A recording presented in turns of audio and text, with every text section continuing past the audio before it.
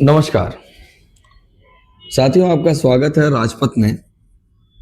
बात करेंगे UGC university grant commission.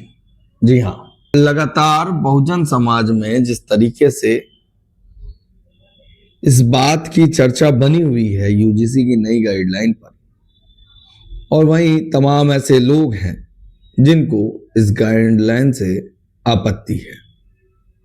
वजह क्या है, इसको समझने की कोशिश करेंगे। और आपको बता दें, यूजीसी की जो गाइडलाइन आई है उस पर रोक लगा दी गई है।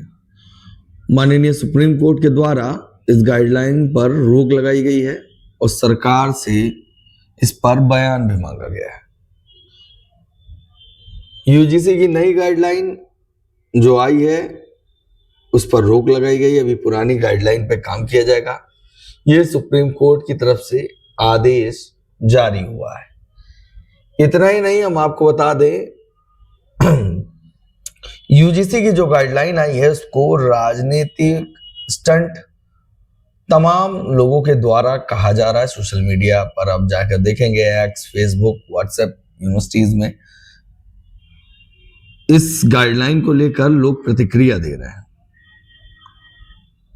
वहीं पर इस विषय पर बसपा सुप्रीमो ने कल बयान दिया। उस पर एक वीडियो भी राजपथ पे आया है, जिसके बारे में पूरी बात सैयद कासिम सर ने विश्वनाथ पाल से बात की थी। लगातार बसपा सुप्रीमो का हर मामले पर पोस्ट करना कहीं ना कहीं चुनावी राजनीति की तैयारी या सामाजिक मुद्दों पर गंभीर चर्चा करना उनकी बढ़ती हुई एक्टिविटी का परिचय दे रही है। यूपी में 27 के चुनाव हैं, जहां पर लोगों का मानना है कि इस चुनाव को देखते हुए एक बहुल्य वोट को अपनी ओर अट्रैक्ट करने के लिए ये गाइडलाइन का सरकार ने स्वागत किया है और यूपी से ही दिल्ली का रास्ता तय होता है। वहीं पे तमाम ऐसे लोग हैं इस गाइडलाइन से नाराज हैं कि कहीं उनके साथ कल राजनीति ना हो जाए, उनके साथ अन्याय ना हो जाए। इस पर बसपा सुप्रीमो ने तमाम बयान दिए, मगर आज जो बयान दिया वो भी चर्चा का बिंदु है। उन्होंने स्वागत किया है सुप्रीम कोर्ट के इस आदेश का, और क्या कुछ लिखा है पहले ही हम आपको पढ़ के सुनाते हैं।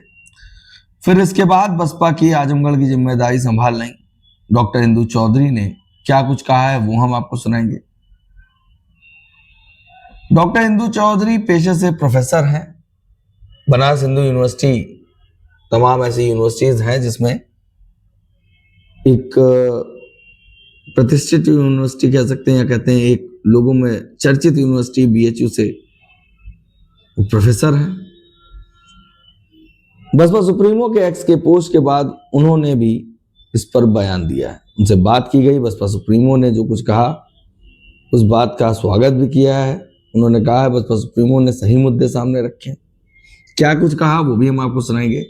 मगर फिलहाल बहुजन समाज पार्टी की मुखिया बसपा सुप्रीमो ने लिखा है, विश्वविद्यालय अनुदान आयोग यूजीसी द्वारा देश के सरकारी व निजी विश्वविद्यालयों में जातिवादी घटनाओं को रोकने के लिए जो नए नियम लागू किए गए हैं, जिससे सामाजिक तनाव का वातावरण पैदा हो गया।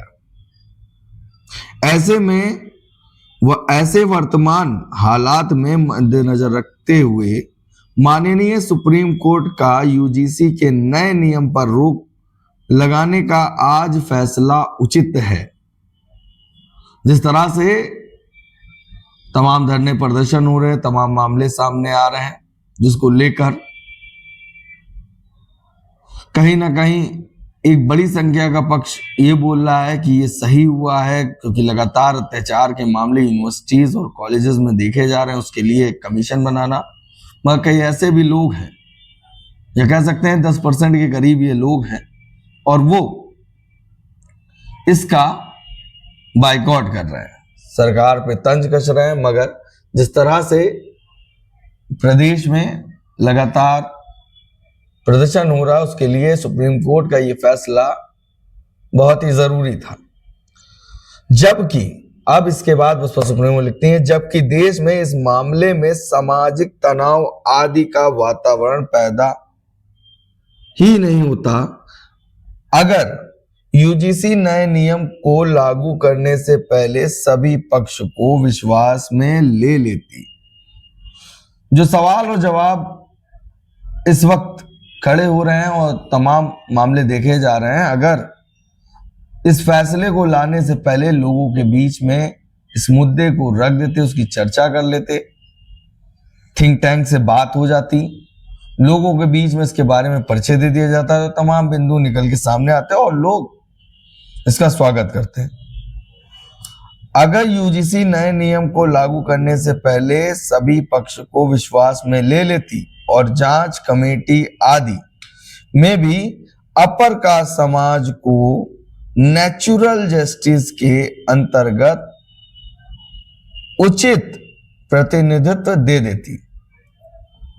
जो कमेटी गठित होगी उसमें कौन लोग होंगे, इस कमेटी को किस तरीके से बनाया जाएगा, कमेटी क्या काम करेगी, इन सभी बिंदुओं को वो सामने अगर रखती तो शायद जिस तरह से ये मामला सुर्खियों में चल रहा है, तमाम लोगों के बयान आ रहे हैं, उस पर रोका जा सकता था। जो प्रदर्शन हो रहा है कहीं ना कहीं वो क्लेरिफिकेशन सरकार को देना चाहिए था इसको लागू करने से पहले।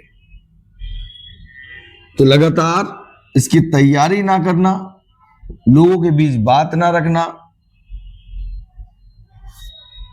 इसी कारण से जिस तरह से आप आसपास का माहौल देख रहे हैं, लगातार एक टीम है जो इसके विरोध में खड़ी और बहुसंख्यक के रूप में कहीं ना कहीं यूजीसी का स्वागत लोग कर रहे हैं।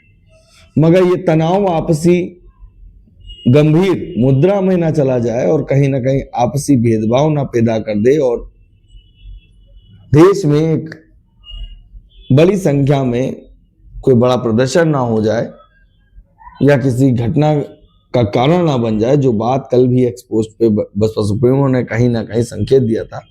इसके लिए सुप्रीम कोर्ट ने इस पर फिलहाल के लिए रोक लगा दी। ये बड़ा जरूरी था, माननीय सुप्रीम कोर्ट का आभार व्यक्त किया है।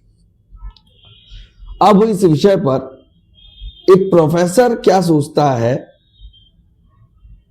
जो प्रोफेसर इंदु चौधरी हैं, वो लगातार सोशल इश्यूज पर पार्टी को ज्वाइन किया है, लगातार पार्टी की गतिविधि तो देख रहे हैं, मगर तमाम कन्वर्सेशन में सोशल मीडिया पर हो या कहीं कार्यक्रम हो वहां पर देखी गई हैं। उनका क्या कहना है, उनकी क्या प्रतिक्रिया है, ये भी हम आपको सुनाएंगे। स्टूडेंट्स के साथ हो रहे जातिवाद भेदभाव लगातार चर्चों में और उसको लेकर अगर ये बिल आया है तो उसके बारे में पूरी तैयारी के साथ सरकार को सामने आना चाहिए था। ये बात बसपा सुप्रीमो ने लिखी और सुप्रीम कोर्ट ने फिलहाल के लिए रोक लगा दी और पुराने यूजीसी के जो गाइडलाइन है उसको फॉलो करने को कहा है। अब आप सुनिए क्या कुछ कहा इंदु चौधरी ने, ये हम आपको सुनाते हैं। मगर अगर आपने अभी तक चैनल को सब्सक्राइब नहीं किया तो सब्सक्राइब कर लीजिएगा और बेल आइकन भी दबा दीजिएगा। फिर मिलेंगे अगली वीडियो के साथ, तब तक के लिए धन्यवाद। और यूजीसी का ये जो नया रेगुलेशन आया है, इसमें जो थोड़ा सा एक्सटेंशन है, ये SC ST के साथ में OBC और महिलाओं को एक साथ जो है जोड़ करके इस पूरे उसको प्रकरण को देखा जा रहा है, इस पूरे रेगुलेशन को देखा जा रहा है, जिसमें किसी भी प्रकार का उत्पीड़न अगर होगा तो उसके लिए जो कमेटी बनती है, उस कमेटी में एक महिला का होना, एक SC समाज का, एक ST का, एक OBC का होना, ये बहुत स्वागत योग्य कदम है, जिसमें कि जो कि जातिगत मानसिकता से ग्रसित लोग हैं उनको थोड़ा सावधान रहने की जरूरत है। यूजीसी ने अपना स्टैंड क्लियर कर दिया है, हमारी नेता माननीय बहन जी ने अपना स्टैंड क्लियर कर दिया है।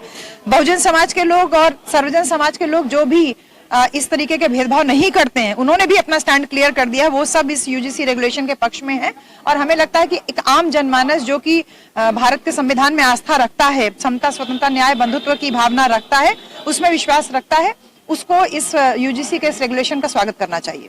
बहन जी ने अपना स्टैंड क्लियर कर दिया है।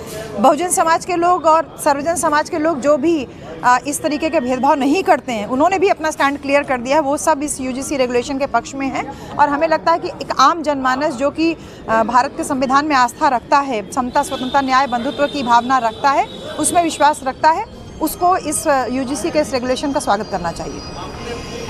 बसपा को लेकर क्या कुछ कहना चाहेंगे? लगातार जिस तरह से कार्यक्रम हुआ, अभी 18 मंडलों में हुए, उससे पहले 2 मंडलों में हुए, उससे पहले एक दिवसीय कार्यक्रम, आगे क्या रणनीति?